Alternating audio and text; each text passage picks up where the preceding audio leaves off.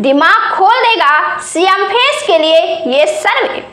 बिहार में चुनाव है, लिहाजा बिहार में सियासी हलचलें भी तेज हैं। इन्हीं हलचलों को परखने की कोशिश एक सर्वे के द्वारा की गई है। हर माह सर्वे किए जा रहे हैं और किस तरह जनता का मूड बदला जा रहा है, इसे बारीकी से देखा जा रहा है। अब जो सर्वे सामने आई है वह काफी हैरान करने वाला है। तेजस्वी यादव और नीतीश कुमार का अब भी जलवा बरकरार है। तेजस्वी यादव और नीतीश कुमार का अब भी जलवा बरकरार है। एक तरफ जहां नीतीश कुमार है तो वहीं दूसरी तरफ तेजस्वी यादव शीर्ष पर डंका बजा रहे हैं।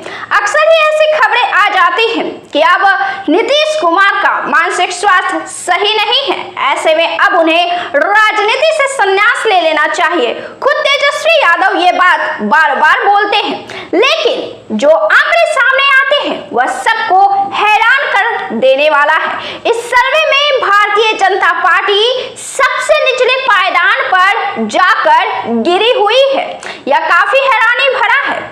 बीजेपी पार्टी द्वारा किए गए तमाम कार्यकलापों पर पानी फेरने वाला है, सारी मेहनतों पर पानी फेरने वाला है। जहां सर्वे में बीजेपी का फेस सबसे निचले पायदान पर हो और प्रशांत किशोर जो नई नई राजनीति में आए हो वो बीजेपी को, चिराग पासवान को, सबको पछाड़ दे रहे हो। यह बड़ा सर्वे है और यह सर्वे बड़ा हैरान करने वाला है। लेकिन बात यहीं पर खत्म नहीं होती है, मामला और भी दिलचस्प होता है। प्रशांत किशोर भारतीय जनता पार्टी पर भारी पड़ेंगे और बिहार के उप मुख्यमंत्री को पछाड़ देंगे। यह सर्वे चौंकाने वाला तो है ही। सम्राट चौधरी इस सर्वे में सबसे निचले पायदान पर है। यहाँ तक कि बिहार में चिराग पासवान को भी प्रशांत किशोर ने दाब दिया है। प्रशांत किशोर के जलवे के सामने चिराग पासवान का क्रेज भी कम गया है। चिराग पासवान के फॉलोअर्स भी सर्वे में घट गए हैं। वहां पर प्रशांत किशोर चिराग पर इस कदर भारी पड़े हैं इस सर्वे में। नीतीश कुमार का जलवा बरकरार है, वहीं तेजस्वी यादव इस लिस्ट में सबसे आगे हैं।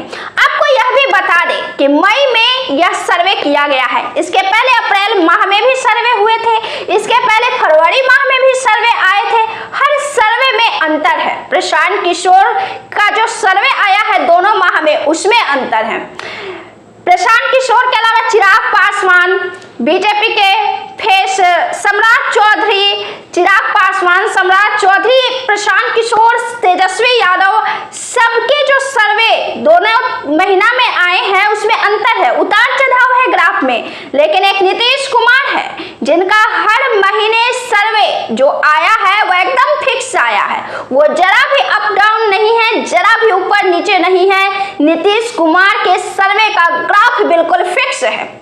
हर सर्वे के अंतर में नीतीश कुमार का सर्वे का जो अंतर है वो बिल्कुल अनबैलेंस नहीं है, पूरी तरह से फिक्स है। ऐसे में बिहार के नेताओं के पास मौका है अपने पकड़ को बिहार में मजबूत किए जाने की। बिहार की राजनीति में सीएम फेस के लिए कई चेहरे दावेदार हैं, लेकिन जनता किसे अधिक पसंद करती है इसके आकलन करने की कोशिश सी वोटर के द्वारा की जाती है। सी वोटर के द्वारा किए गए इसी सर्वे में यह सामने आया है कि तेजस्वी यादव बिहार की जनता की पहली पसंद है सीएम फेस के तौर पर। वहीं इसके बाद नीतीश कुमार का नंबर है, नीतीश कुमार का जलवा भी बरकरार है। नीतीश कुमार के बाद प्रशांत किशोर है, वहीं इनके बाद चिराग पासवान का स्थान आता है और भाजपा के तरफ से सीएम फेस माने जाने वाले सम्राट चौधरी तो सबसे नीचे के लाइन में लगे हुए हैं। बिहार की राजनीति में तेजस्वी यादव को लगभग 37% लोग सीएम फेस के लिए पसंद करते हैं।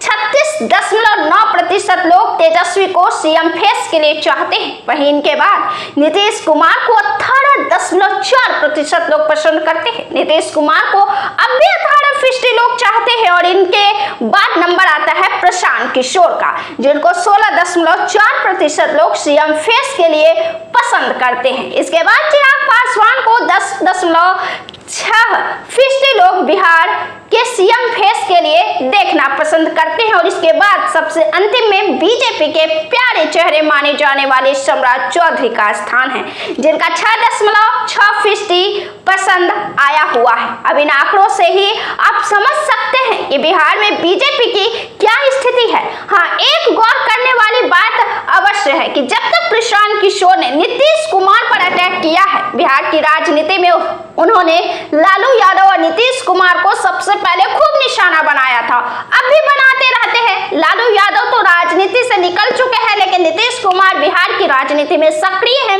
और जब तक वे नीतीश कुमार को पूरी तरीके से अपने निशाने पर रख रहे थे, तब तक प्रशांत किशोर का जो सर्वे का आंकड़ा आ रहा था, ऐसा कुछ नहीं आ रहा था कि प्रशांत किशोर कुछ कमाल करने वाले हैं। हाँ, रिजल्ट से कुछ जरूर समझ आ सकता था कि प्रशांत किशोर भविष्य में बेहतर कर सकते हैं। जिस तरीके से जनता का प्यार प्रशांत किशोर को मिलता था, प्रशांत किशोर के रैली में, जनसभाओं में, उनकी पदयात्रा में जिस तरीके से जनता को देखा जाता था, उससे यह बस समझ आता था कि बिहार की राजनीति में प्रशांत किशोर कुछ बेहतर कर सकते हैं, उनका विकल्प, अच्छा विकल्प राजनीति में बन सकते हैं, तैयार हो सकते हैं। इसकी उम्मीद बिहार की राजनीति में, बिहार की जनताओं में जगा था। लेकिन सर्वे में ऐसा कुछ नहीं आया था कि प्रशांत किशोर कुछ कमाल करने वाले हैं। लेकिन इस सर्वे में प्रशांत किशोर सम्राट चौधरी को पीछे छोड़ रहे हैं। इस सर्वे में प्रशांत किशोर चिराग पासवान को पीछे छोड़ रहे हैं। यह बड़ा हैरान करने वाला सर्वे है। अगर गठबंधन में बीजेपी नीतीश नाम का दामन को ना पकड़े तो चुनावी नैया डूबने का डर बरकरार है। लेकिन नीतीश नाम का यह नैया बीजेपी को बिहार में बेटरनी पार करा ले जाएगा। प्रशांत किशोर हाल के समय में तेजी से वायरल हुए हैं और जनता के बीच उनका लोकप्रियता भी बढ़ी है। इसकी बड़ी वजह उनका बीजेपी पर अटैक करना है। यूं तो यह भी चर्चा होती रहती है कि प्रशांत किशोर भाजपा के बी टीम है। अब आगे चलकर किस पार्टी का क्या होगा यह तो कोई नहीं जानता, और बात जब नई नई पार्टियों की हो। लेकिन एक तथ्य भी सामने है कि हाल के दिनों में प्रशांत किशोर ने जबरदस्त तौर पर मोदी को घेरा है।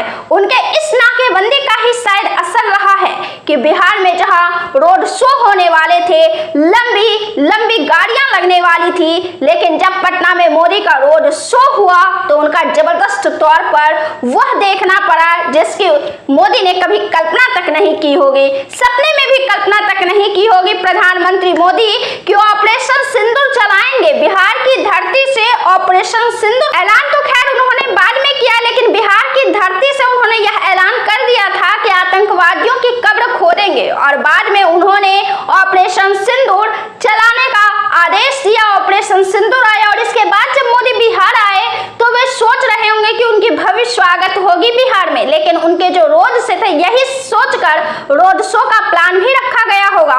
लेकिन जब रोड शो हुए तो बिल्कुल फीका नजारा था, जरा भी भीड़ नहीं थी। यहाँ तक कि मोदी के रोड शो की बिहार में किरकिरी हो गई। मोदी के रोड शो में भीड़ तो कौड़ी भर भी नहीं थी।